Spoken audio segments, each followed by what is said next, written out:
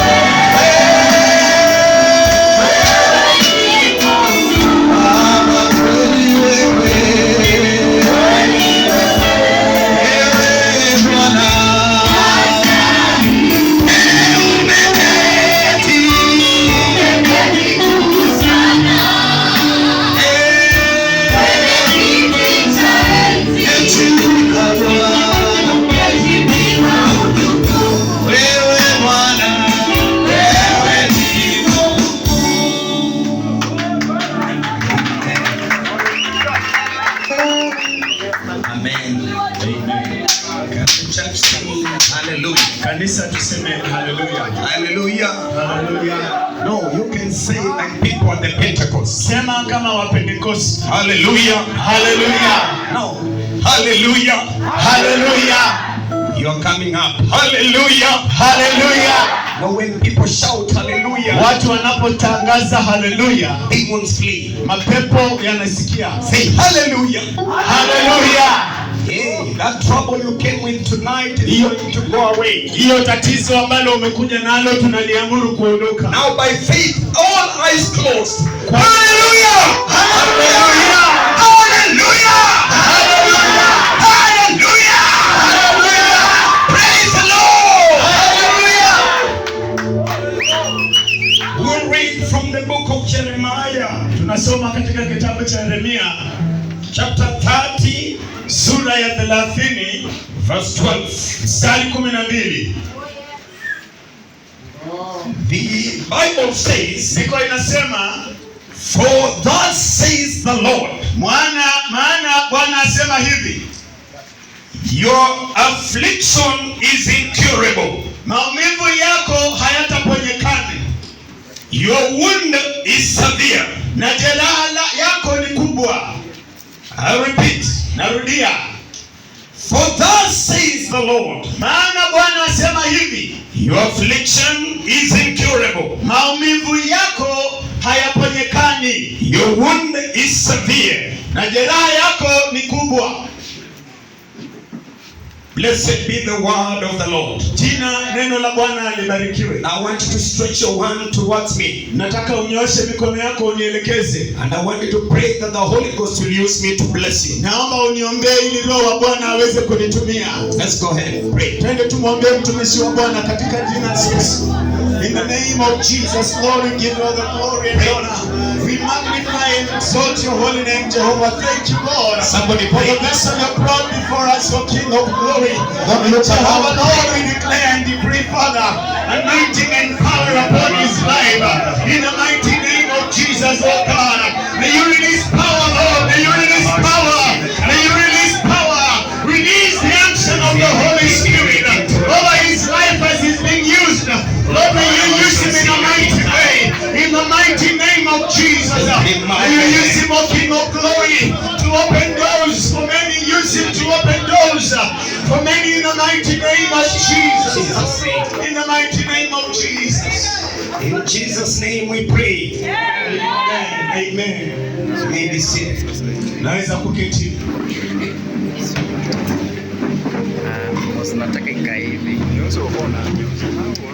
I'm so poor at introduction. Mimi si mzuri katika kutambulisha. Bear with me. Vumilia tu na mimi. Let's speak about Jesus. Tuzungumze kuhusu Yesu.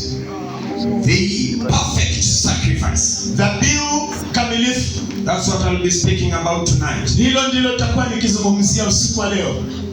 In the old past times, katika agano siku zilizopita, God used to speak to us through the prophets. Bwana alituzungumzia kupitia manabii. He spoke to our fathers through the prophets. Kawazungumzia baba zetu kupitia manabii. Today he has not neglected us. Leo hajatutupilia mbali. He speaks to us through his only son. Anazungumza nasi kupitia mwanawe wa pekee, in whom the worlds were formed, ambaye kwake mbingu za dunia ilifanyika, in whom everything was begotten unto, ambaye kwake vyote vilifanyika. He speaks to us through his son. Anazungumzia kwetu kupitia mwanawe, who is the express image of the Father, ambaye ni sura kamili ya Baba. Speaks to us through the son. Anazungumzia kupitia mwana, whose brightness shines as the glory of God, ambaye mwanga wake unang'aa utukufu wa He has not left us alone. hajatutupilia mbali. This is why he told the apostles, Ndio maana akawaambia mitume, that the old people really determined to see this day, kwamba watu wa kale walitamani kuiona siku hii ya but leo, they never saw it. bali hawakuiona. And Abraham saw it from afar, Bali Abrahamu alionea kwa umbali and he rejoiced. na akafurahia. I wonder what Abraham saw. Ninashangaa alichokiona Abrahamu. God has a tendency Bwana ana tabia of doing a small thing to ashame the big thing. kwa tendo ndogo kwa njia kubwa.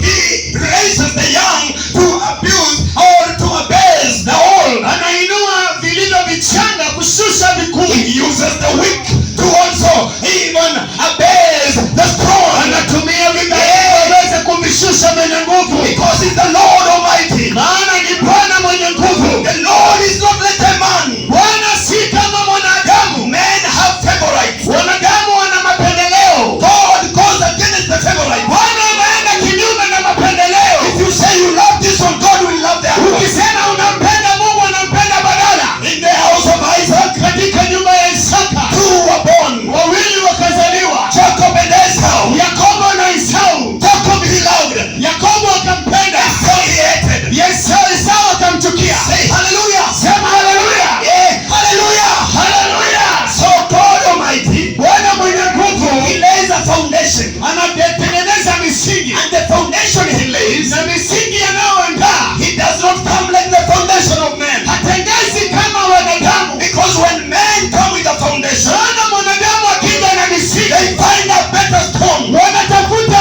jiwe zuri. But God Almighty, Ila Mungu mwenye nguvu, he does not need many stones hahitaji mawe mingi to make a foundation. kutengeza misingi. He needs one stone, Anahitaji jiwe moja, a rock upon which we stand. mwamba ambao tunasimama That juu. is what he needs Hicho anahitaji to build a foundation. kujenga misingi. So God Almighty, Mungu mwenye nguvu he used our fathers through the prophet. alitumia baba zetu kupitia manabii. Today he speaks to us Leo ananena nasi through his begotten son. kupitia mwanawe pekee. If you want to see the way, Ukitaka kuona njia, there is no other way. hakuna njia nyingine. There is no other solution. Hakuna mpango There is mwingine. no other shortcut. Hakuna njia fupi. The only way Njia pekee is Jesus. ni yeye. Jesus. Yesu. Yesu. Yesu. Hallelujah. Hallelujah. Yeah. Yes. So God Mungu loves to use little things. anapenda kutumia vitu vidogo. I love the preacher who began. Ninapenda mhubiri aliyetangulia. You may be seated. Naweza keti. The preacher who began, Mhubiri aliyetangulia he said all things akasema vitu vya zamani vizee worketh for good wote inatendeka kwa wema to them that love the Lord. kwa wale wampendao Bwana. Amen. Amen. You know, there was a day Najua kulikuwa na siku that there were women who came at the tomb. na pakawa na wanawake walioenda pale kaburini. And when they came to the tomb, Walipofika kaburini, they wanted to bring flowers and they wanted to spice up the body of Jesus.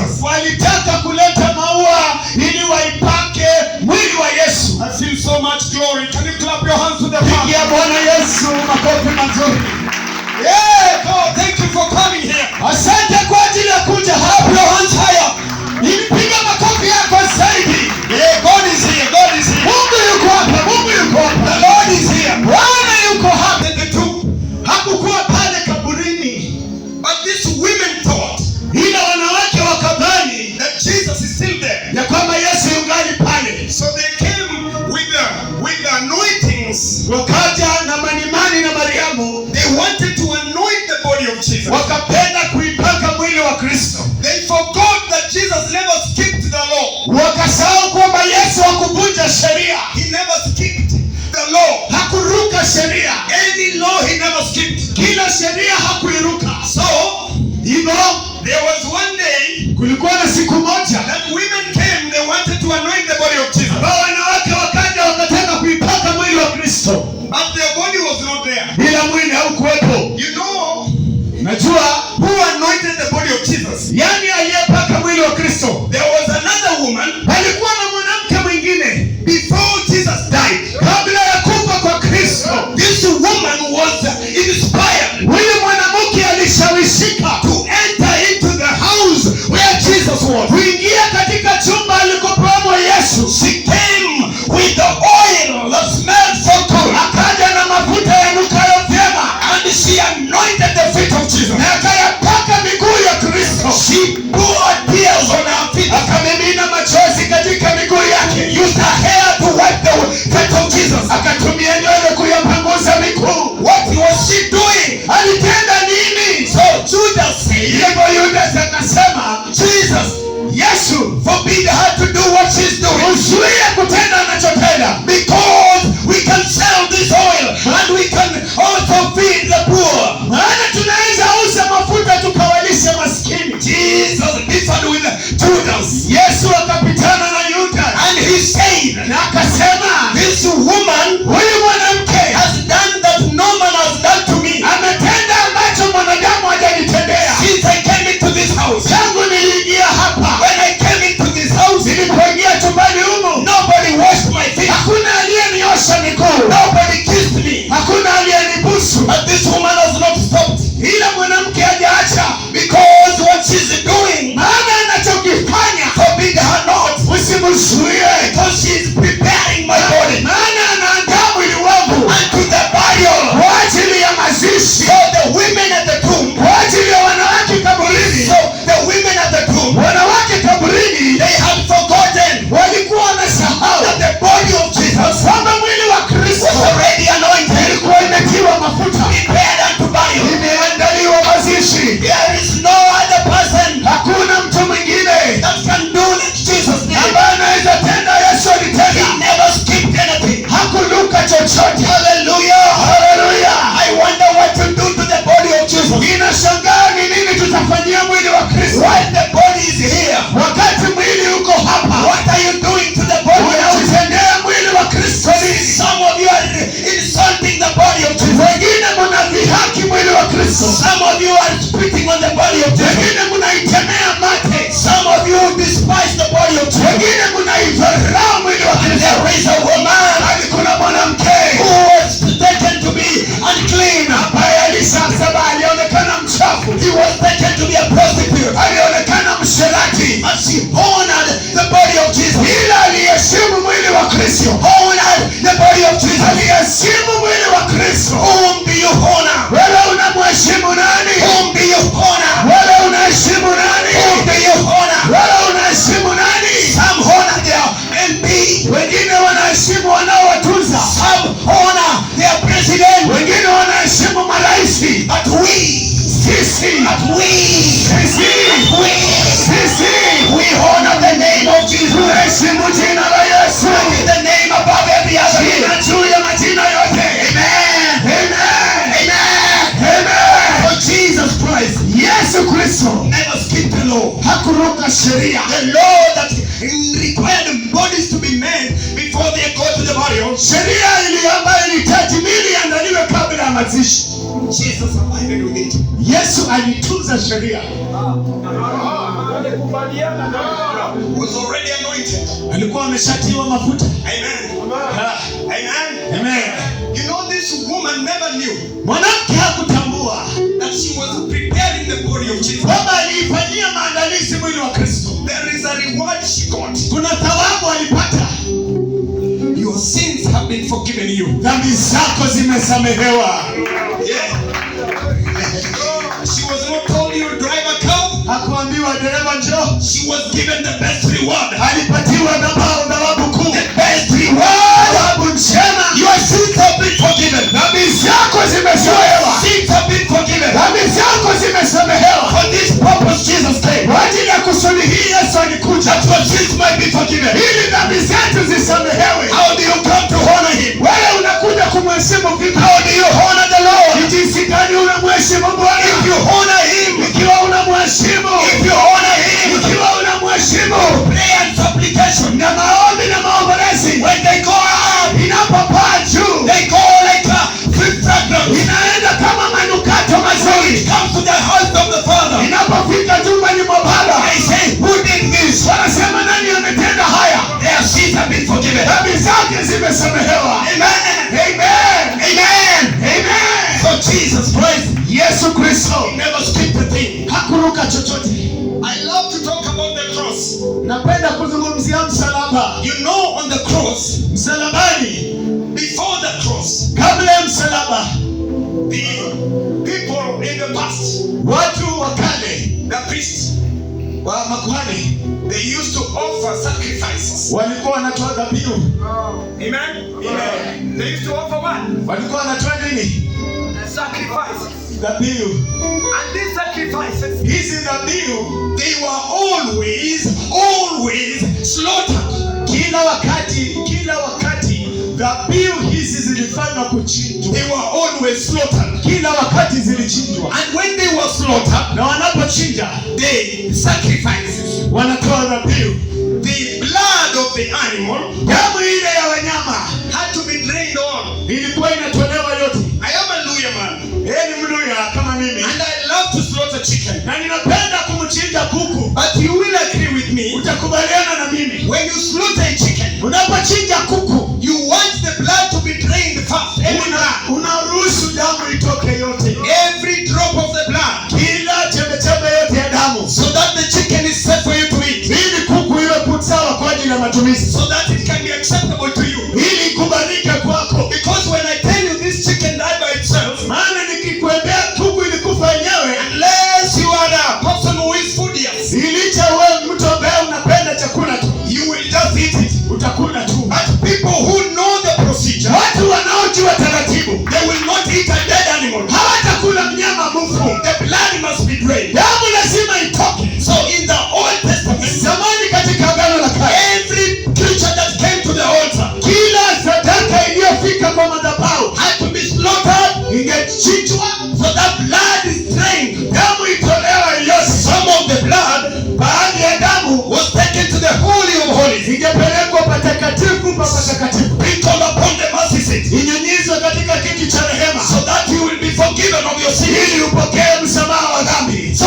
Jesus Christ, Kristo Yesu, he was the one. Before I talk about Jesus, wacha nizungumze kuhusu Kristo. before I talk about Jesus, Kabla nimnene Kristo, this sacrifice, dhabihu hii was burned, ingeteketezwa, ingeteketezwa, but it was not burned to ashes. haingeteketezwa iungue majivu. Some of the meat Baadhi ya nyama was given to the priests to eat, ingepatiwa kuhani akule. so that the priests were going to eat the meat Kuhani wangekula nyama that has been burnt and boiled out of a sacrifice, ambayo imechomwa, imechemshwa kutokana na dhabihu. so that animal was going to be eaten by the priests. Hivyo yule mnyama angeliwa na makuhani. Amen. Amen. So that's why Samuel told Saul, Ndio maana Samueli akamwambia Sauli, because today you have qualified to be a king, maana leo umehitimu kuwa mfalme. I want you to come and sit with the priests Nataka uje uketi na makuhani and eat some of the meat that we eat. ule baadhi ya nyama ambayo tunakula. There is a meat you ought to eat. Kuna nyama ambayo unapaswa kula. Come on, there is a meat you ought to eat. Kuna nyama unapaswa kula. And there is a meat you ought not to eat. Na kuna nyama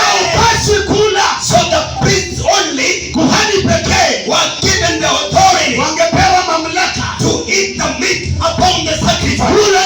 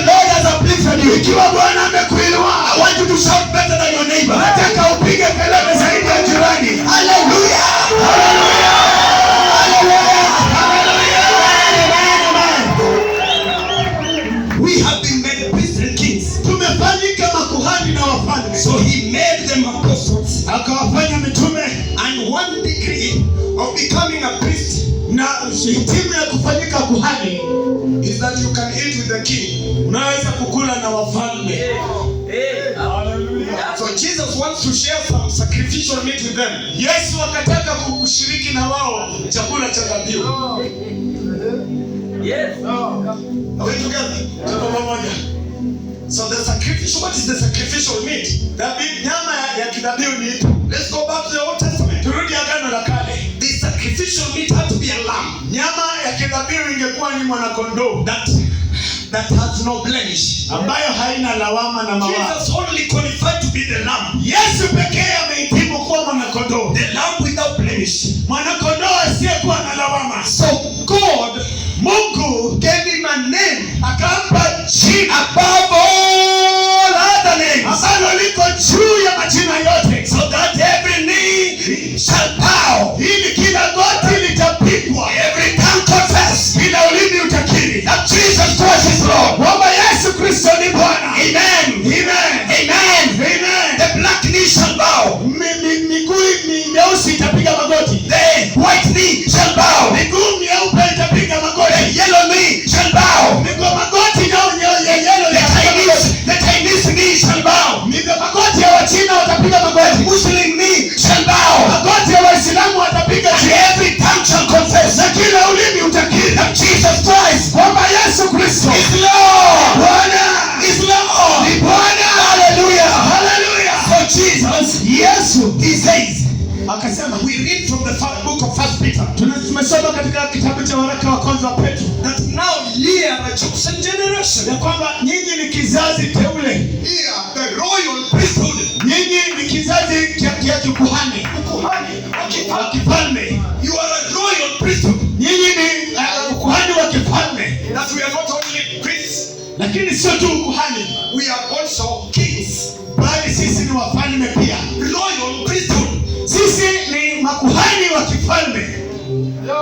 If you're wondering what that means, Unaposhangaa inamaanisha nini? it means you serve in church Inamaanisha unahudumu kanisani and you rule in the world. na unatawala katika ulimwengu. It means you are a pastor, Inamaanisha wewe ni mchungaji but you own also some land somewhere. na unamiliki baadhi ya mashamba mahali. People pay rent to you. Watu wanakulipa kodi. You are a king. Wewe ni mfalme. Amen. It will come to you. Say amen. Kama inakufanyikia sema No, amen. I'm saying it will come to you. Nasema itakufanyikia sema amen.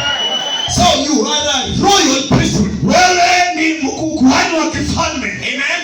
Amen. So Peter and the other apostles, Petro na mitume wengine they have qualified wamehitimu to become priests kufanyika makuhani unto the Lord. kwa Bwana. So they have to eat some meat. Hili linawapasa kula nyama. And Jesus says, Yesu akasema, eat this. kuleni hii. This is my flesh. Hii ni mwili wangu. What is he giving them? Anawapa nini? He's giving them part of the sacrificial meat. Anawapatia sehemu ya chakula ya kidhabihu. Nyama Nyama yakitolewa. nyama ambayo imetolewa dhabihu. Amen. Amen. When he gives them the bread, Anapowapa mkate, it's no longer bread. sio mkate tu. It has qualified to be meat. Inawahitimisha kuwa nyama. Amen. Amen. So when you partake of the meat, Unapokula hiyo nyama, you have become a person who is called a priest unto the Lord. unafanyika mtu anayeitwa kuhani wa Bwana. Amen. Amen. Let God give you understanding. Mungu awape ufahamu. So the priests who are called the apostles, Kuhani ambao wanaitwa mitume, they have been qualified because they represent the 12 tribes of Israel. wamehitimu maana wanawakilisha kabila 12 za Israeli. So he's telling them Anawaambia that you can eat of this and drink of this, mnaweza kula hii na kunywa hii, because this is now my body maana huu ni mwili wangu that is being offered as the sacrificial lamb ambayo imetolewa kama mwanakondoo wa kidhabihu for all humanity. kwa ajili ya wanadamu. Amen. Amen. Amen. So I want to tell you today Nataka nikuambie that because of that, kwa sababu hiyo, kwa sababu hiyo, they have qualified wamehitimu to go to sit where he sits. kuketi mahali anapoketi. Amen. Amen. Then what is the body for us today? Na nini mwili ambacho ni sisi tena? What is that meat for us Ni today? nini hicho nyama kwetu sisi? What is that meat for that today? Hii ni meat for us today, nyama kwetu, is the undiluted word of God. Ni neno ambalo halijatiwa chachu. That is the word and the meat of God. Hilo ndilo neno ama nyama na chakula cha Mungu. Now when you eat of that undiluted word of God, unapokula chakula kisichotiwa chachu cha Mungu, every day you are changed and you become more like Jesus. Kila siku unabadilika kufanana na Yesu. Amen. Amen. So he qualifies you, anakuhitimisha to become a priest like him, kufanyika kuhani kama yeye. Amen. Amen. And then this is why the Bible says, hivi ndio vile neno linasema, we have a priest, a high priest with the Father, tuko na kuhani mkuu aliye na Baba, that is always praying for us, ambaye anatuombea. Amen. Amen. That means you cannot fail. Inamaanisha huwezi shindwa. If you really follow Jesus, Ikiwa unamfuata Yesu, say I can't fail. sema huwezi shindwa. I can't fail. Sema siwezi shindwa. Say I can't fail. Sema siwezi shindwa. Because the one who is supporting me, Maana yule anayenisimamia is different. ni zaidi ya mwisho. He is the Lord, Ni Bwana, the Lord of winnings. Bwana wa kushindi. Amen. Amen. And we have read from the book of Jeremiah, Tumesoma kutoka Yeremia, and the Bible has said, na Biblia imesema your wound is severe. jeraha lako ni kubwa, It cannot be healed. haliwezi kuponywa. Amen. Is the church with me? Kanisa, mko na mimi? Say hallelujah.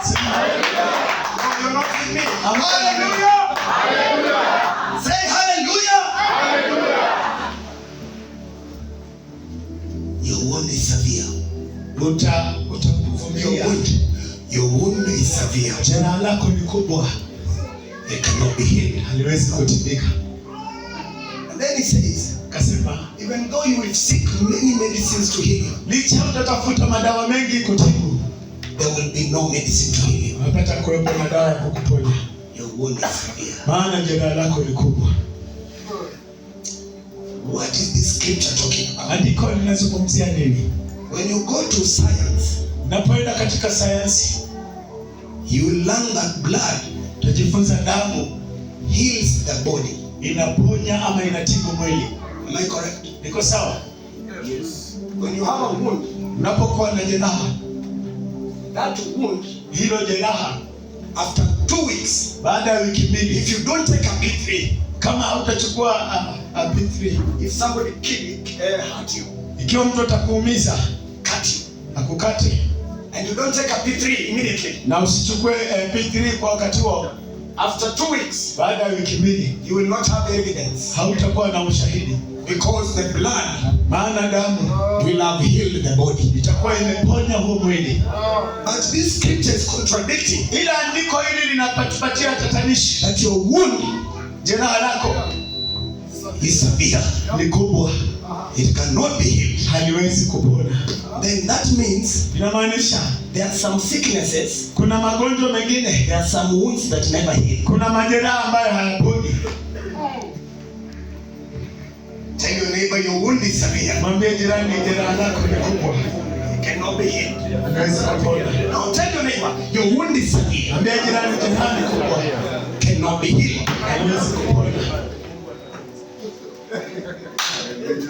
You know, Unajua God is the one who speaks such languages. ni Mungu pekee anayezungumza lugha hiyo. Because he comes to a person called Ezekiel Anakuja kwa mtu anaitwa Hezekia, and he tells him, kamwambia you will not be healed. hautapona, You will die. utakufa. Because your sickness, Maana magonjwa yako you will not be healed. hautapona. So there are some sicknesses Kuna magonjwa mengine that don't have cure. ambayo haina tiba.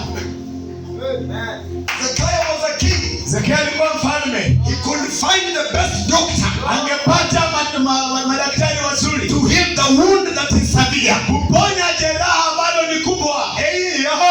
To heal the wound that is severe. Kuponya jeraha ambalo ni kubwa. But the prophet tells him, Ila nabii anamwambia your wound is severe. jeraha lako ni It kubwa, cannot be healed. haliwezi It will pona, kill you. litakuua. Hey. God elects. Mungu amechagua, God abases. na Mungu anashusha. God gives. Mungu anapeana, God takes away. na Mungu anachukua. Don't be so proud. Usitulie sana. Share with others. Don't be proud. Usikuwe na kiburi. Share with people. Shiriki na watu. Have love. Kuwa na upendo. Have love. Kuwa na upendo. The Lord bless you. Because your wound. Maana jeraha lako ni kubwa. Now let's go very fast because we need to pray. Enda na twende kasi maana nataka tuombe. Before I deal with that, kabla sijashughulikia hiyo, there was a man called Jacob and Esau. Palikuwa na mtu kwa jina Yakobo na Esau. Isaac said something. Isaka alisema jambo. That the voice is for my son Jacob. Sauti ni ya mtoto wangu Yakobo. But the flesh is for Esau. Bali mwili unakawa Esau. But I will bless you. Bali nitakubariki.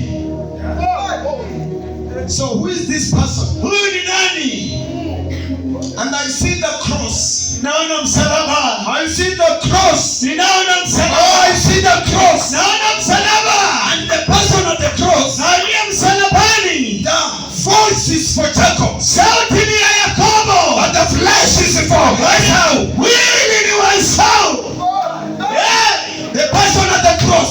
Aliye msalabani. Is not Jacob. Sio Yakobo. It's not Esau. Sio Esau. But the voice. Sauti is for Jacob. Ni ya Yakobo.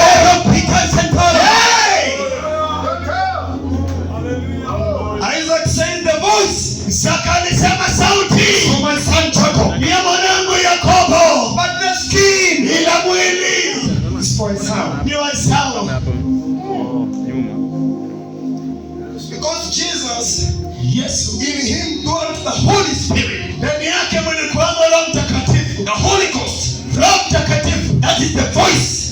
Hiyo ndio sauti That God can recognize. ambayo Mungu anatambua. But the flesh, mwili, is fighting of it. Mwili, I don't know that. Sijui wa mwili.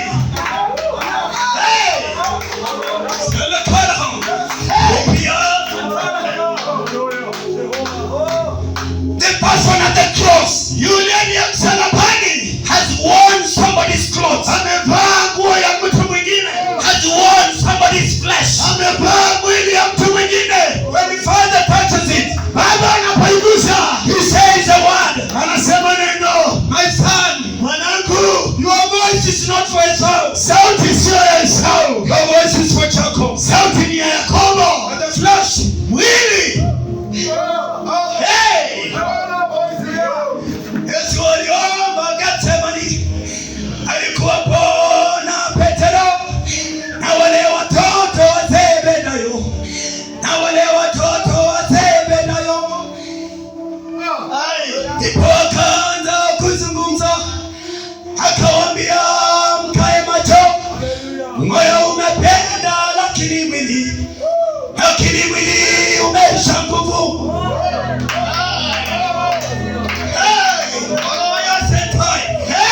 He said, akasema, the spirit is willing, roho inapenda, and the flesh is weak. Bali mwili ni dhaifu. The flesh is weak. Mwili ni dhaifu. The spirit is willing. Roho inapenda. Why is this man on the cross? Nani aliye msalabani? Is it really Jacob? Yaani Yakobo? No. Hapana. No. No. It is Esau. Ni Esau. It is you. Ni wewe. It is you. Ni wewe. You that worketh for works. Wewe unayetenda kwa matendo. You want your works to save you. Unataka matendo ikuokoe. Works don't save. Matendo hayokoi. Our good works are like filthy rags. Our good works Matendo yetu are like filthy rags. ni kama mikono chafu. Filthy rags. Mitabara. Chafu.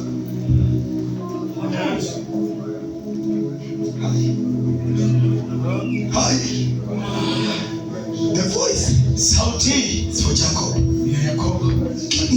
Mwili. But the flesh, Is Jacob. this is not of Jacob. Mimi Esau huyo. This is Esau. Lakini nitakubariki. But I will bless you. That is the blessed hope. Hilo ndilo tumaini la baraka. That is the thing that we got. Hilo ndilo tulipokea. He despised to see who is this person at the cross. Alidharau kuona yule aliye msalabani. Just like Isaac despised to see this is somebody masquerading to be another. Kama vile Isaka alidharau kuona yule anayejifanya mwingine. Because he blessed Jacob. Maana alibariki Yakobo. And he knew this is Jacob. Lakini alijua ni Yakobo. So God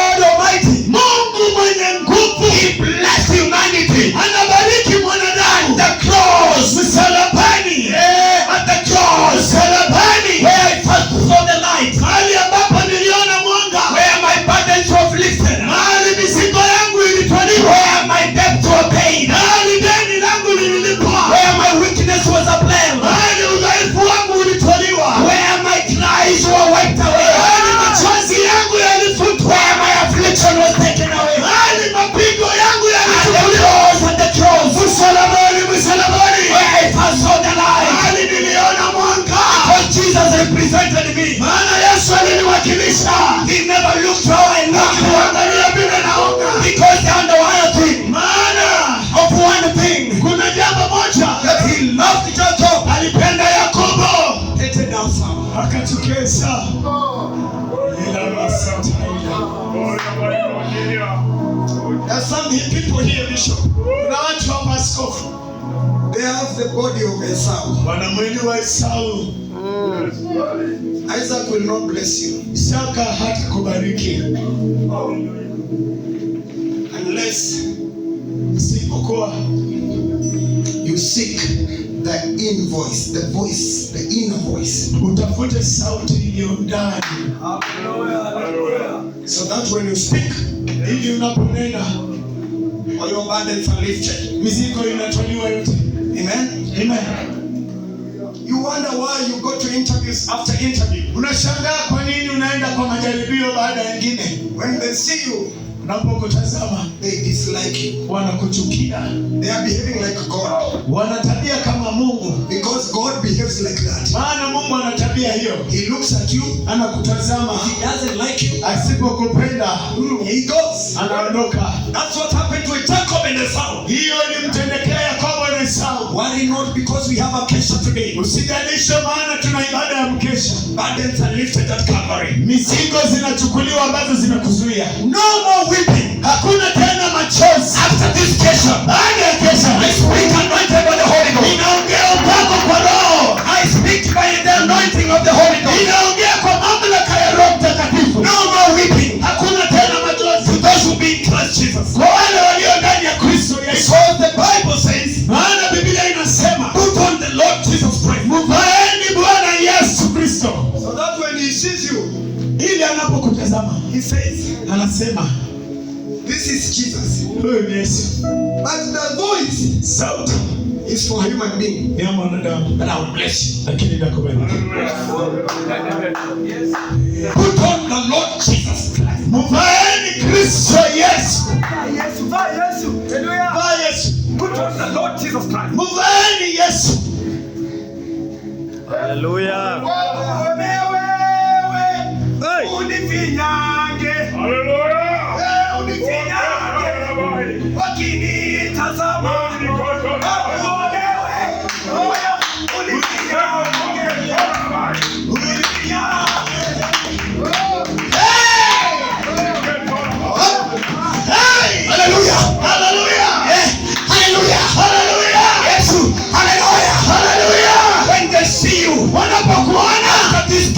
Katika kesha hii, they will see the Lord. Wataona Bwana. Because the Lord put on Jesus. Maana umevaa Yesu. When you put on the Lord Jesus, unapovaa Bwana Yesu. When you put on the Lord Jesus, unapovaa Bwana Yesu. The weak are called strong. Wewe dhaifu wanatiwa nguvu. The poor are called rich. Maskini wanaitwa tajiri. In Jesus. Katika Yesu. Ndio. Yesu kwetu ni rafiki. Waambi wacha pia. Tukiomba kwa babaye, maombi yasikia. Lakini twajikosesha. Twajitweka vibaya. Kwamba tulimwomba Mungu dua angesikia. Hakuna mwingine mwema wa kutuhurumia. Watujua tu dhaifu, tuwezi maombi yasikia. Hallelujah. Your wound is severe. Jeraha lako ni kubwa. Cannot be healed. Haiwezi kupona. This is what I want to tell you. Ndilo napenda kuambia.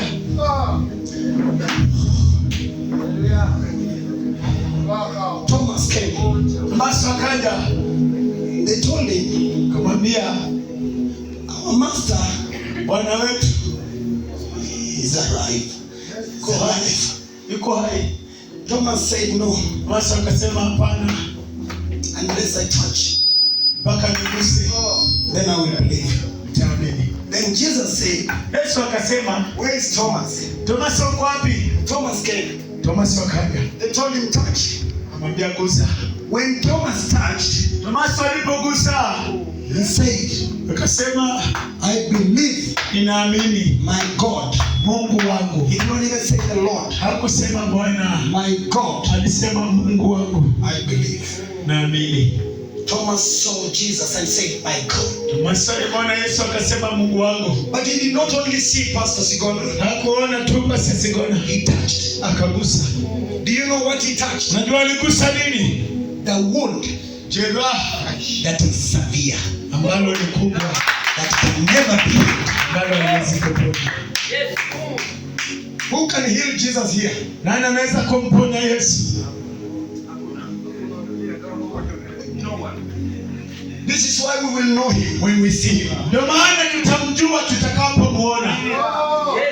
We shall see a wound that never heals. Tutaona jeraha ambalo haliponi. Mapaina masaa. Reketoni ya maa.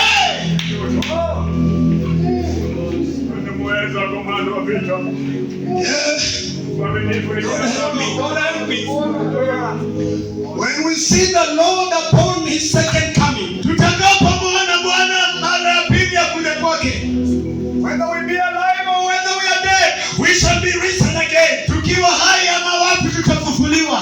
We shall rise again. Tutafufuliwa. Because the power that resurrected Jesus Christ, maana nguvu ambayo ilimfufua Yesu Kristo is in us. inaishi ndani yetu. So whether we die or live, tukifa tuko hai, we die, we shall live again. Tukifa tutaishi tena. This is why we have a blessed hope. Kwa maana tunatumaini ya baraka. This is why we have a blessed hope. Kwa maana tunatumaini ya We know baraka. that we shall rise again. Tunajua tutafufuka tena. Fear no one. Hatuogopi chochote. Because Jesus told us, maana Yesu ametuita, do not fear the people. usiogope wanadamu That can kill your flesh. ambao wataua mwili tu. Fear the only one. Ogopa pekee That can kill your flesh. ambaye anaweza ua And mwili kill your spirit. awe roho. Because that Lord Maana Bwana is only one. mmoja tu. Hallelujah. Haleluya. Hallelujah. Haleluya.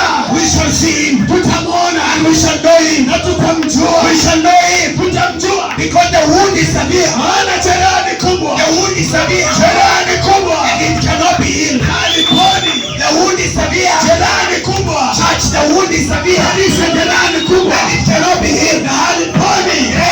Yeah. Hey. Hallelujah. Haleluya. The wound is severe.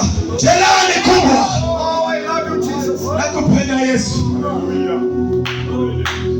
I can tell you why the wound cannot heal. Ninaweza kuambia ni kwa nini jeraha haliponi. When he was on the cross, Alipokuwa msalabani, the spear walimdunga his side kwa mkuki kwa ubavu. and you know the liver Na unajua ini and the kidney na figo is on the side. liko katika upande. If you escape this side, there is another kidney this side. Ukiondoka huku na upande mwingine huu. So when they speared the Lord Jesus, Walipomchoma Bwana Yesu, all the blood, damu yote, all yote, yote. come on, not for me only, not for this pastor only, Sio kwa huyu, not for Bishop only, sio kwa bishop pekee. all the blood, Damu yote, all the blood, damu yote. it came out, Ilitoka, came out, ilitoka, it came out, ilitoka. yeah, it came out, Ilitoka. and water also followed. Na maji ikafuatia. That is to say, Hiyo ni kusema that the body has nothing else to do. mwili hauna chochote tena. Hela bakona masaa. Can I tell you something, you sinner? Nikwambie nini tena nani? You sinner. Wewe tena nani? I will tell you this. Nitakwambia hivi. Jesus has now become blemish. Yesu amefanyika hana lawama. Ana mawa sasa. Ana mawa sasa. Ako na lawama. Yes. Now he cannot be offered again. Hawezi tolewa tena kama dhabihu. Come on. You understand? Yeah. Jesus Christ cannot go to the cross again. Yesu hawezi rudi tena msalabani. He does not qualify the criteria. Haitimu tena na mahitimu. Stop living in sin. Acha kuishi kwa dhambi. Tena na dhambi. If you do good, the Holy Spirit will help you. Don't say that there are no holy people. Jesus Christ has told us, the Holy Ghost, when I be lifted up, I will send you a helper. Yesu alisema nitakapoinuliwa tawatumia msaidizi. I will not leave you alone. awaache yatima. Because he lived in this world. Maana aliishi katika ulimwengu huu. And he knew that this world is full of tribulation. Alijua ulimwengu umejaa vita na dhiki. He knew there are women that seduce people. Alijua kuna wanawake wanaowatongoza waume. He knew that there are men who seduce women. Alijua kuna waume wanaotongoza wanawake. So Jesus said, Yesu akasema, I will not leave you alone. sitawaacha yatima. I will not leave you comfortless. Sitawaacha bila mfariji. Send you a helper. Nitawatumia msaidizi. Who is the Holy Spirit? Ambaye ni Roho Mtakatifu. Holy Spirit. Roho Mtakatifu. Teach you upon all things. Atawapitisha, atawafundisha yote. And he will pass you through all tribulation. Atawapitishia mapigo yote. Hallelujah. Hallelujah. He will send you a helper. Atawatumia msaidizi. Today, Leo you are going to lift your hands. utainua mikono And chini. you will repent of your sins. Utatubu dhambi zako. And after you repent, Baada ya toba, you will tell the Spirit, utaambia Roho, help me. nisaidie. Help me. Nisaidie. I am a weak man. Mimi ni dhaifu. When I look at women, Ninapoangalia wanawake, I desire them. ninawatamani. Help me. Nisaidie. Help me. Nisaidie. When you are a woman, Wewe ukiwa mwanamke, tell him, utamwambia, I am weak. niko dhaifu. I am weak. Niko dhaifu. I desire men. Ninatamani waume. I desire men. Ninatamani waume. Me. Nisaidie. Holy Ghost. Roho Mtakatifu, Help me. nisaidie. Because your wound Maana jeraha lako is severe. Hey, Is severe. hey, Your wound is severe. jeraha lako ni kuu. Your wound is severe. Jeraha lako ni kubwa. It cannot be healed. Haliwezi pona. Hey, hey, Hallelujah. hallelujah, hallelujah, Hallelujah. sema hallelujah, Hallelujah. sema hallelujah. Nikisema hallelujah, mnarudia hallelujah. Tuko pamoja? Hallelujah. Nikisema hallelujah, mnarudia hallelujah. Hallelujah. Kwa nguvu. Hallelujah. Hallelujah. Your wound is severe. Jeraha lako ni kubwa. It cannot be healed. Haliwezi pona. Your wound is severe. Jeraha lako ni kubwa. It cannot be healed. Haliwezi pona. And you tell me, Na unaniambia, man of God, mtumishi, I am a human being. mimi ni mwanadamu. I tell you today, Ninakwambia leo, even Paul, hata Paulo he was like you. alikuwa kama wewe. He said, Alisema, what I desire to do, yule natamani kutenda, I don't do. sitendi. What I hate to do, Kile nataka kutenda, I do. kile ambacho sitaki nasema. Holy Ghost, Roho Mtakatifu, work upon me. nishukie, Help me. nisaidie, Because I am a weary man. mimi ni mtu mwenye Who udhaifu. shall save me? Nani ataniokoa? And then he says, Akasema, there is therefore no condemnation hakuna hukumu tena to those who be in Christ Jesus. wale walio ndani ya Kristo Yesu, Because they have been made new. maana wamefanyika upya. I tell you today, Nakwambia leo, I tell you today, nakwambia leo, if any man be in Jesus, ikiwa mwanamanta kwa mwanaume Yesu, if any man be in Jesus ikiwa Christ, mtu ako katika Yesu, the old is gone, mambo ya kale yamepita, and everything has become new. tazama yote ni mapya. Jesus, Yesu, He brings people to become new. anafanya watu wakuwa wapya. Mama, don't worry. Usijali mama, You will have the Holy Ghost. wewe ukiwa na Roho Mtakatifu, You have every help. uko na msaada yote, Every help. kila msaada, Every help. kila msaada. Pastor, don't worry. Mtumishi usijali, Even the devil, hata shetani, even he comes to you like hata a akikujia flood. kama mawimbi, God will raise your standard. Mungu atainua viwango. God will raise your standard. Mungu atainua viwango. He will raise your standard. Atainua viwango. Because there is power. Maana kuna nguvu. Power. Nguvu. Power. Nguvu. Power. Nguvu. Power. Nguvu. Power. Nguvu. Wonder working power. Nguvu ya ajabu. In the name of Jesus. Katika jina la Yesu. There is power. Kuna nguvu. Power. Nguvu. Power. Nguvu. Power. Nguvu. In the name of Jesus. Katika jina la Yesu. Hey, hallelujah. Sema haleluya. Come on, shout with me. Shout haleluya. Hallelujah.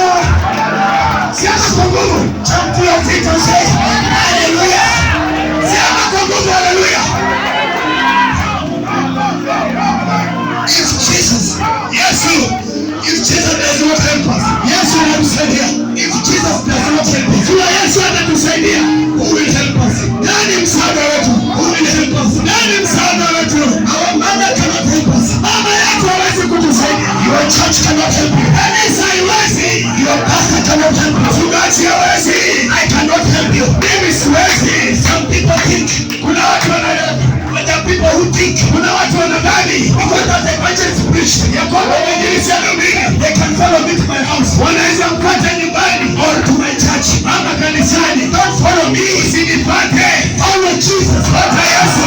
I bring you Jesus. Nakupatia Yesu. I bring you Jesus. Ninakuletea Yesu. There is power. Kuna nguvu. Power. Nguvu. Wonder working power. Nguvu ya ajabu. In the name of Jesus. Katika jina la Yesu. Say amen. Sema amen. Amen. Amen. Amen. Amen. Amen. Amen. Hallelujah. Hallelujah. Hallelujah. Hallelujah. Hallelujah. Hallelujah. Hallelujah. Hallelujah. Hallelujah. Hallelujah. Shaka pike tene wepai. Bwana wafuasa tena wiki. Chukua nafasi kuzungumza na Mungu. Ambia Bwana kitu.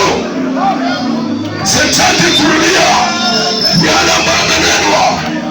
Ni nafasi yako kuzungumza na Mungu. Because our Lord is a perfect sacrifice. Vitu vyetu haviwezi kutuokoa. Mali zetu hatuwezi kutuokoa. Wazazi hawawezi kutuokoa. Mambo yetu haiwezi kutuokoa.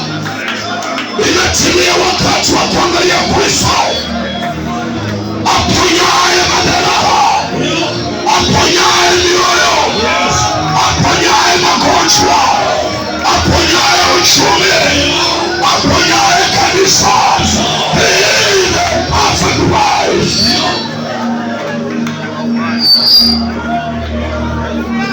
Zungumza na Mungu, ambia Bwana kitu. Tumeambiwa tutubu